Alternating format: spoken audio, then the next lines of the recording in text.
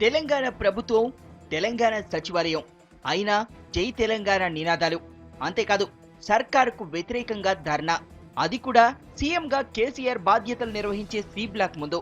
సచివాలయంలో రాష్ట్రానికి చెందిన 200 మందికి పైగా గ్రూప్ 4 ఉద్యోగులు ఆందోళనకు దిగారు. ఏపీ సెక్రటేరియట్లో పనిచేసేందుకు ఇష్టపడిన 4వ తరగతి ఉద్యోగులు ఆందోళనను ఉధృతం చేశారు. తెలంగాణ కోసం పోరాడింది ఆంధ్ర సచివాలయంలో పనిచేయడానికి కాదని ఉద్యోగులు మండిపడుతున్నారు. తాత్కాలికంగా అక్కడ పనిచేయాలని చెబుతున్నా మున్ముందు జిల్లాలకు వెళ్లమంటారని ఆందోళన చెందుతున్నారు. కొందరు ఉన్నతాధికారుల వల్లే ఇదంతా జరుగుతోందని ఉద్యోగులు మండిపడుతున్నారు. ఉద్యోగ సంఘ నేతలతో పాటు సీఎం కేసీఆర్ కు నిరసన తెలుపుతామన్నారు. 60 ఏండ్ల నుండి అణచబడ్డ వాళ్ళతోటి ఇవాళ కూడా పోతే తెలంగాణ వాళ్ళ మీద ఏదో ఒక కేసు ఏదో ఒక ఇది పెట్టి మమ్మల్ని అణచడానికే ఇది చేస్తారు. కాకపోతే 100% మేము అక్కడ పోము, మేము అక్కడ పని చేయము. మేము కాకపోతే పెద్దలు చెప్పినట్టు గవర్నమెంట్ చెప్పినట్టు వింటే ఓడి మీద పోతాం తప్ప మేము అక్కడ పోయి సంతకాలు పెట్టి అక్కడనే జీతం తీసుకోవడము, అక్కడనే పేమెంట్ తీసుకోవడం మా వల్ల కాదు.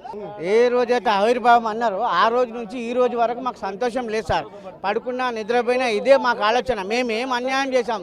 ఉద్యమంలో పాల్గొనలేదా? మేము ఉద్యమం కోసం పోరాటం చేయలేదా? మేము త్యాగాలు చేయలేదా? మా క్లాస్ 4 ఎంప్లాయీస్ని ఇంత అధ్వానంగా వదిలేసేసి మేము ఒక కసాబ్లాగా మమ్మల్ని బలి పశువులాగా మమ్మల్ని అమ్మాయి ఆంధ్ర వాళ్ళ కింద పంపించేసేసి చేతులు దులుపుకున్నారు.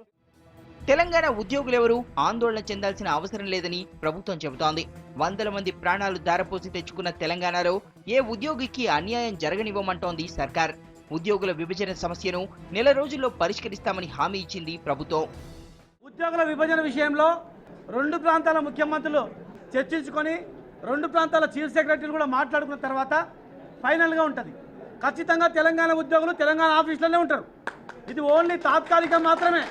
ఒకవేళ మీరు పోకున్నా, మీరు యాజిటీస్గా ఉన్నా, మిమ్మల్ని కాపాడుకునే బాధ్యత మా అందరి పైన ఉంది.